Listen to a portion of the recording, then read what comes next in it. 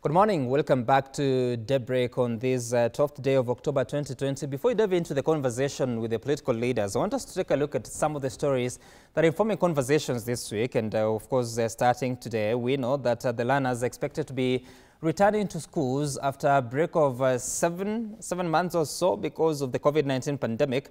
But not all of them will be going back to school because the announcement by the Ministry of Education was that grade 4 learners, those that are under the CBC, the competency-based curriculum, the Form 4s and Standard 8 will be returning to school in preparation for national examinations in March of next year. That is for KCP and KCSE. So we'll be looking at how that goes, even as parents contend with the reality of them learners having to go through school during a pandemic. Also, we know that this week the meetings of Deputy President William Ruto in Kisii are likely to resume. You recall that last week Deputy President William Ruto announced the postponement after consultation with local leaders in Nyamira and Kisii counties, and those meetings were cancelled by police officers. They came and dispersed the crowds, but the Deputy President said that the meetings will be held on Thursday and Friday of this week. We wait to see whether that happens.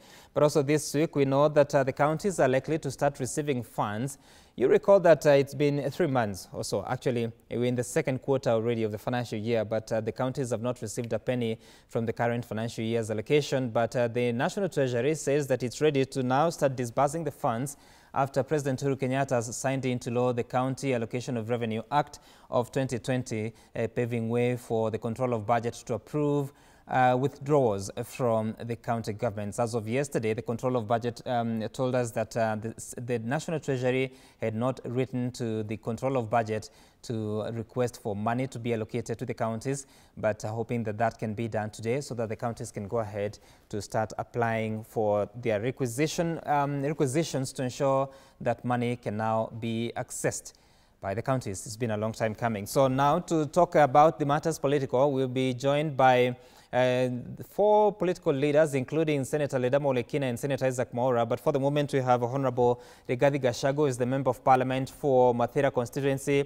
We also have well, he's already speaking. We also have Senator Samson Cherargei from Nandi County. They'll be talking to us about the latest in the political field.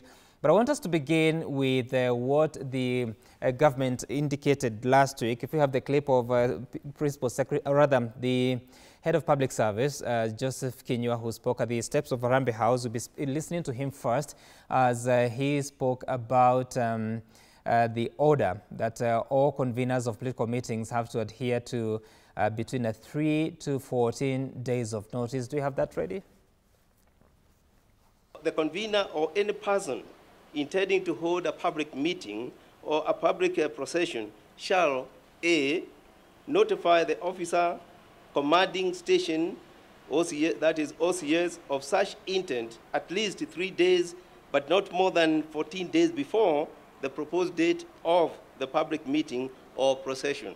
All persons who elect to address any public meeting and procession shall be bound by the legal penalties and obligations set out in Section 13 and Section 62 of the National Cohesion and Integration Act. All social media users shall be held individually liable for all content on their social media profile pursuant to the National Cohesion and Integration Act, as read together with the guidelines on prevention of dissemination of undesirable, bulk, and premium rate political messages and political social media content via electronic communication network. Let us follow and respect the guidelines that were given by the National Security Advisory Committee. We support them because all of them are based on existing laws. Notification about meetings, notification about conduct of meetings and what we need to do. But let us not sacrifice the stability of our country at the altar of temporary inflation of passions and mobilization of people and so on and so forth. All right, so that's the head of public service, Joseph Kinyo, as well as the cabinet secretary at the Interior Ministry, Dr. Fred Matiang'i, who's also the chair of the National Coordination Team of Cabinet. And Honorable Rigathi Gachagua and Senator Samson Cherargei are already on the line, but also understand that Senator Isaac Mwaura and Senator Leda Molekina are here. Good morning, all of you. And let's begin with you, Rigathi Gachagua, because you've been there for quite some time now. And we saw the images of the disrupted meetings in Nyamira County. After that, we saw some meeting of leaders allied to the Deputy President in Kwale County that was not allowed to continue. And yesterday, we saw some leaders in Mumias, at a church in Mumias, wanted to go there and do a fundraising event, but they were not allowed to do so. How is this affecting you and your activities at a time that we know that the intention that is being announced by the government is to ensure there is public order and sanity in the political field? Thank you very much, Sam. First and foremost, I must say that the entire thing is hypocritical.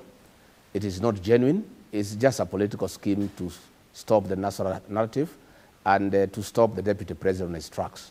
You can see what has happened in the last 5 days. All other leaders have been going on in meetings. Raila Odinga held a meeting in Kisii.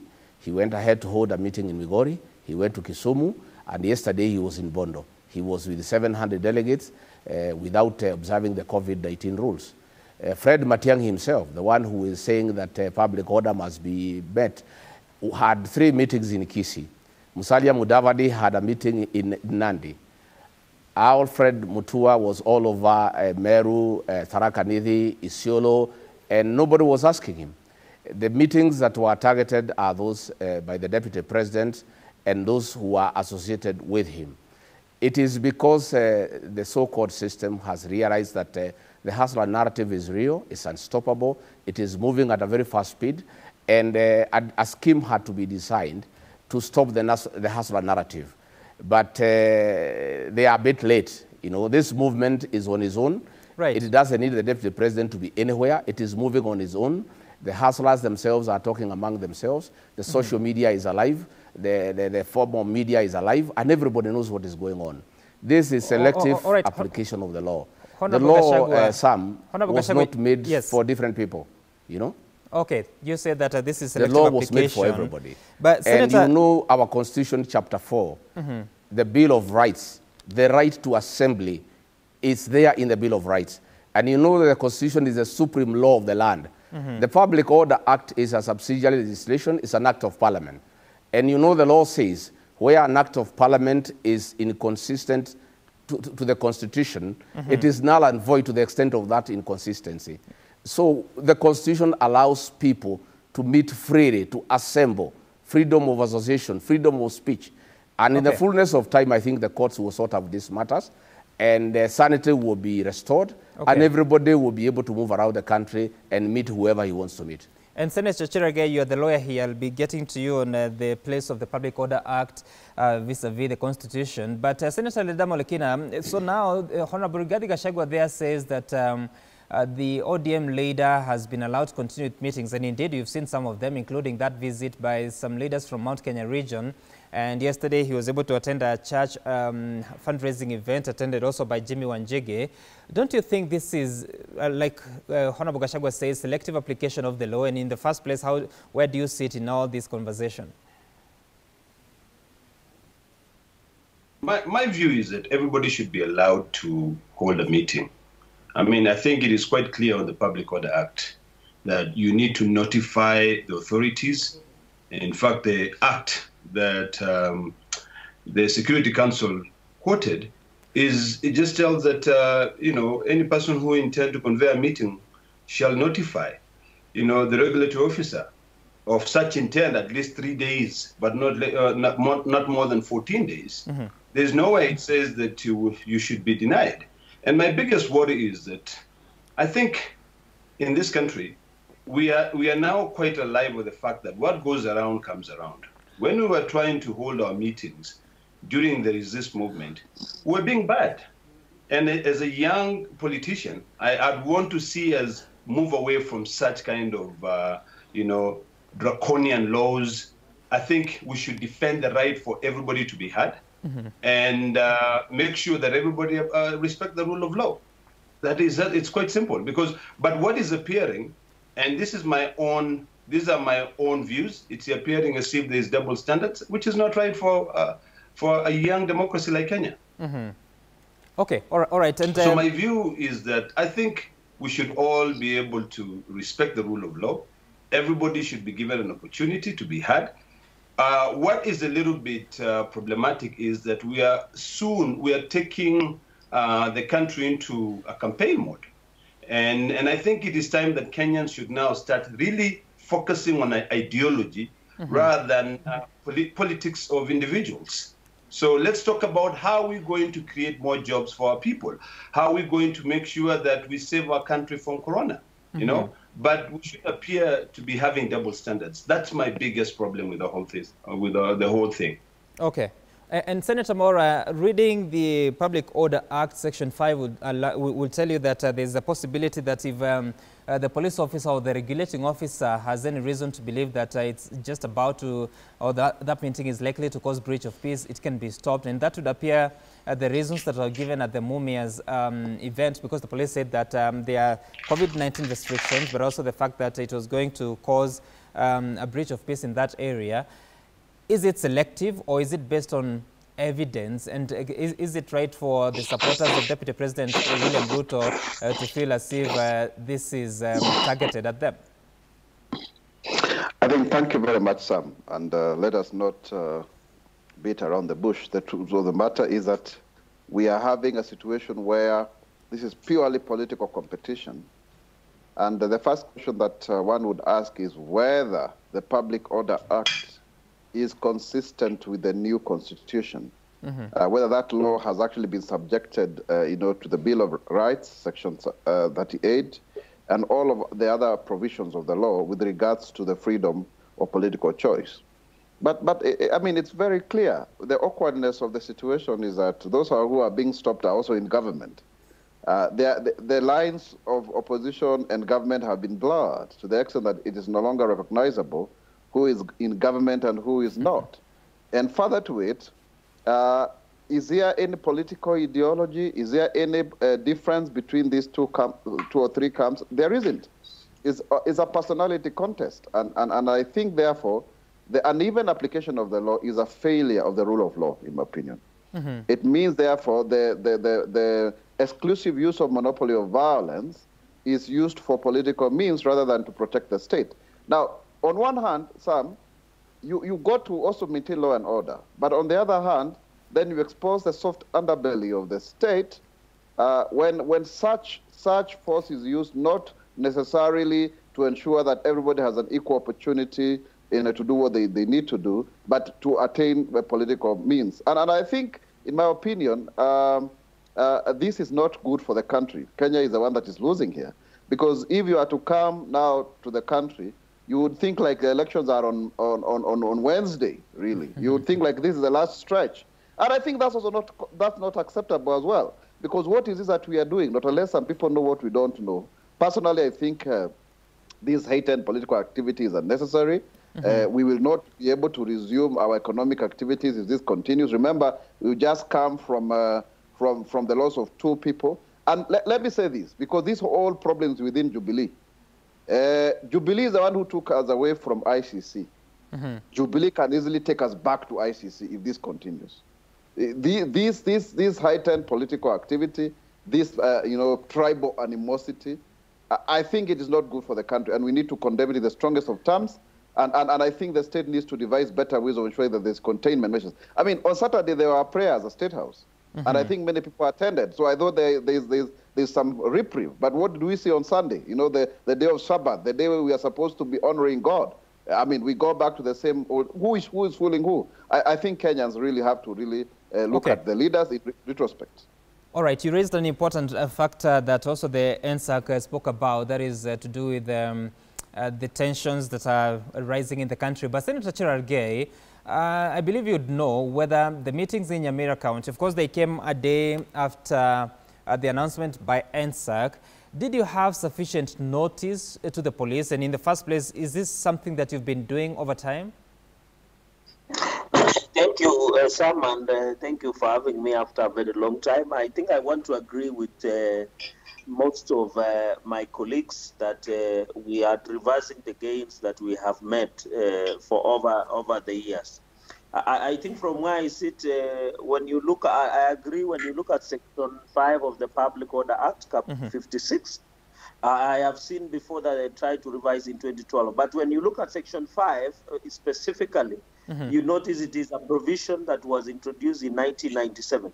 And you remember, of course, the previous political party that was in power at that time tried to suppress the freedom of assembly and expression. I think I agree with my colleagues that under Article 37 and 38, the right of freedom of assembly, the right of political rights, the right of expression and speech should be protected. So Cap 56 of the Public Order Act has not been streamlined to be in line with the new constitution, noting that the Bill of Rights that we have as a country is progressive. So it is very sad to see. We were expecting this because if you see there has been a consistent narrative that has been developed against Deputy President Dr. William Ruto since this a concerted state-sponsored agenda of stopping him from engaging the people. You remember from the word of targeted lifestyle audit being labeled that the name is corruption allegation, his allies being intimidated and blackmailed, some of them being taken to court, including myself.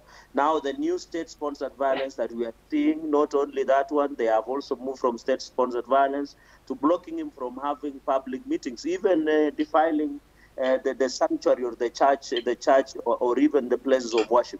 Right. So what happened in Nyamira is unfortunate and uncalled for. I don't know why would the government that most of us, and it is paining for us, who we went around the country trying and forming and priding ourselves as the new kids on the block with the implementation of 2013 Constitution, 2010 Constitution. So it is very sad for us who believed in Jubilee, who went around the country to ensure President Uhuru Kenyatta gets elected. And I hope I've seen the Law Society of Kenya is trying to move to court. If you look under Article 22 of the Constitution and Article 24 of the Constitution on limitation of rights, I agree, Sam, that I know the courts will stand with protection of democracy and the rule of law.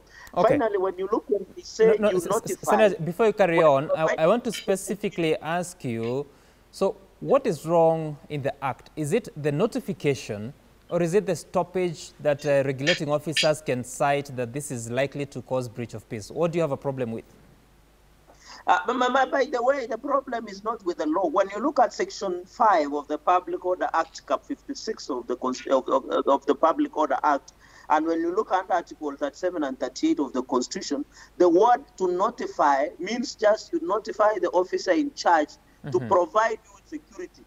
It does not mean in any way, when you look at the proper interpretation, it does not mean that he has powers that are, you are arrogating the powers of an OCS or OCPD or the police that are constitutional powers. Because when you look at Article 37 and 38, the powers of assembly, freedom of speech and expression and picketing and political rights are in the Constitution. And my brother Rigathi has very well put it that the Political Order Act has not been streamlined to reflect the current Constitution. And number two, it is the subsidiary legislation.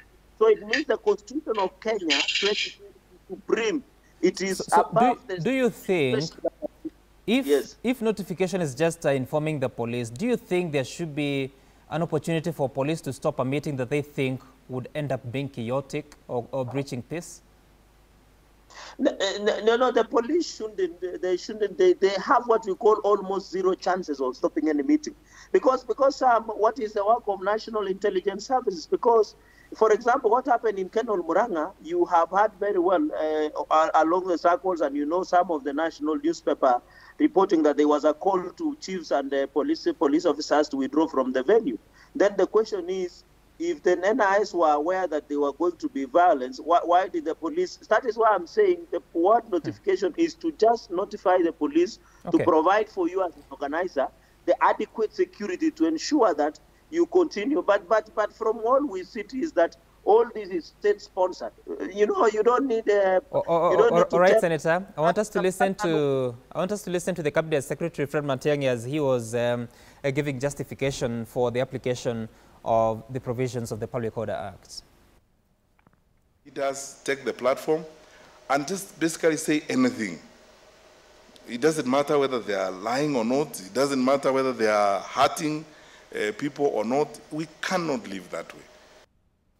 All right, so the Cabinet Secretary says that we cannot continue to live the way we are because leaders have been stepping on the platform and saying things that are unregulated.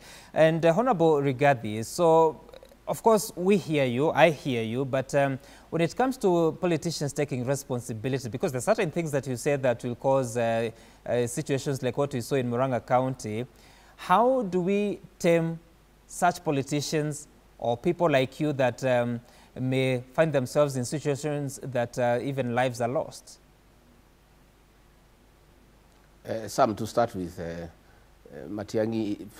Matiang'i has no power to decide what people will say or what they will not say in the meetings. We have necessary laws in terms of hate speech to deal with that.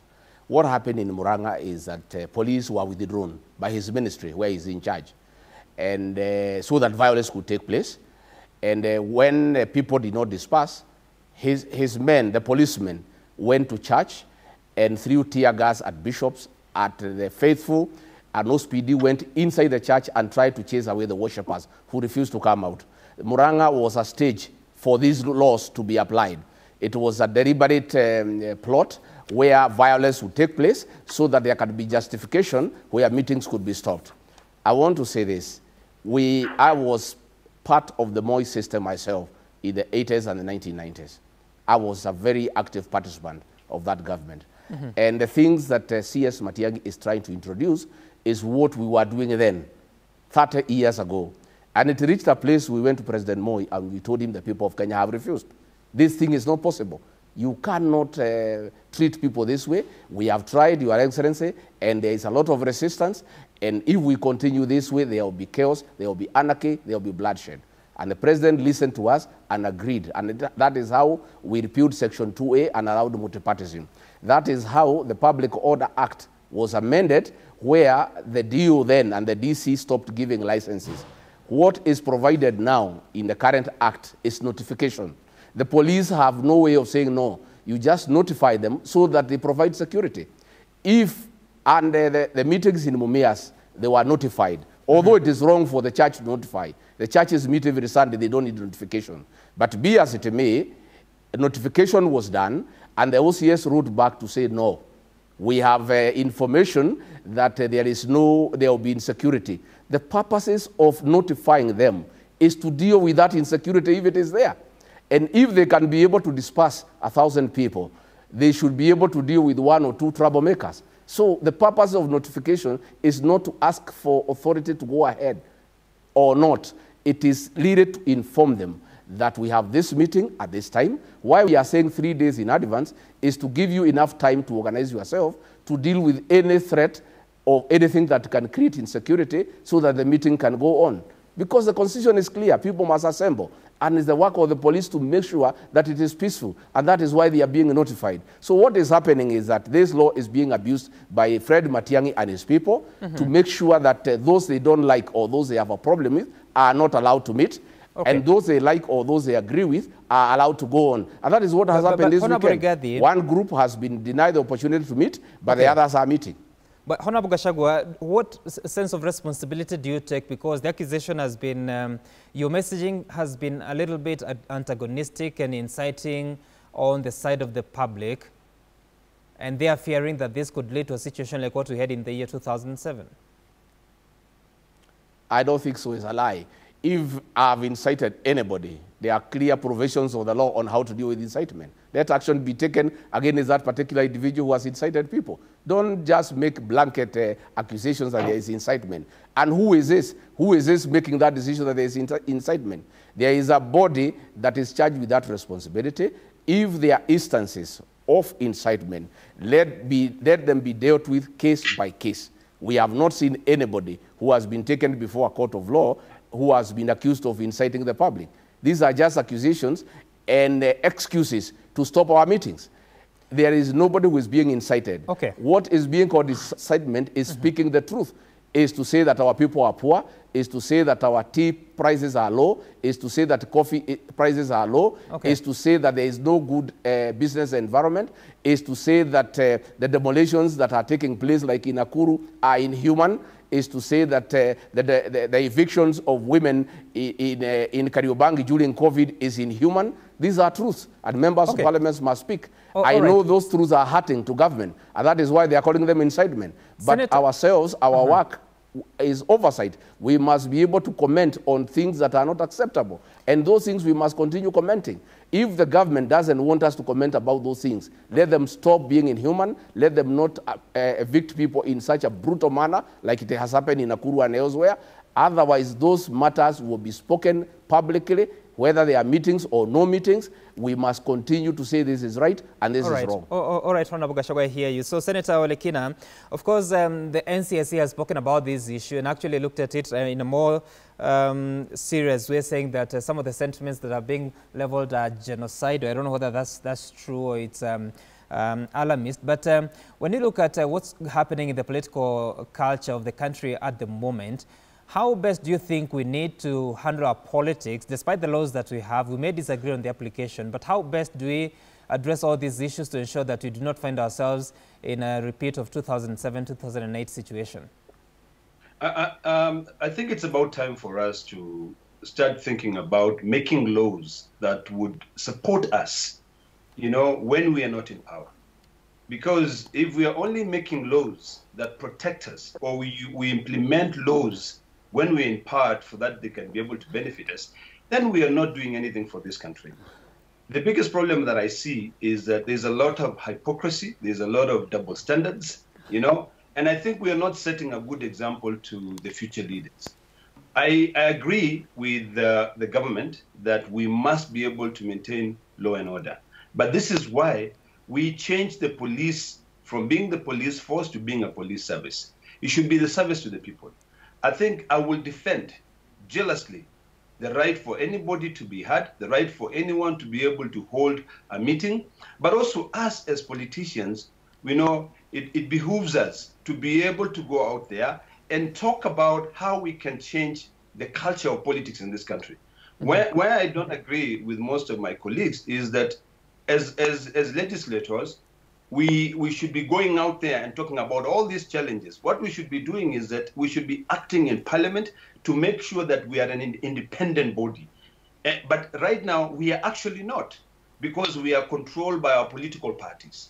So the biggest problem that we have for this country is that we are only interested in building our political leaders, but we are not interested in building the politics of this nation. Mm-hmm. You know, nothing should stop us from holding any meeting. But I think the fear that I have now is that we are now going to be, you know, all the time blaming each other, saying these people have done this, these people have done this. Give me an opportunity so that I can be able to do it better. You know, right now we can solve the problem when we are within government and not when we are without. So really, and I think it's about time, really, that the president and his deputy should sit together and agree. If they agree to disagree, and if they agree to disagree, we have to figure out with the Constitution what can happen, because this is a joint ticket, you know. And I strongly feel that, you know, it's time that even the speakers of both houses, the National Assembly and the Senate, mm-hmm. should start talking to their members and really trying to instill this notion of separation of powers. What is our role as a parliament, you know? Okay. Really, I don't agree that we should be bashing each other outside there. You know, mm-hmm. our people are hurting. And the hypocrisy is that we are well catered for. You know, we can afford those choppers to go there and hold those meetings. You know, these people come there because they're desperate. They want to hear something. Or maybe they're hoping that we can be able to leave some goodies for them to get. You know, it's about time. All right, Senator. So, Senator Maura, as we exit from this conversation, so there's that accusation that there are double standards. There is the application of law is not even. the government is using this to their own advantage when it befits them. But we saw a memo from the cabinet office sometimes last week after a cabinet meeting that was also attended by Deputy President William Ruto, and for the first time seeing the word unanimously resolved and adopted those measures that we are putting on our screen from the cabinet meeting that was chaired by the president. So moving forward, how do we ensure that, yes, we can apply the law but fairly, but while at the same time ensuring that we do not find ourselves in like a situation of the violence that was after the 2007 election? Yeah, I think we are looking at pre-election violence because some people are becoming more radicalized, and the political fissures that were they look benign in the beginning are now becoming more and more apparent, and we have two formations. There is a pro-handshake team, and there is the Hustler Nation on this other end.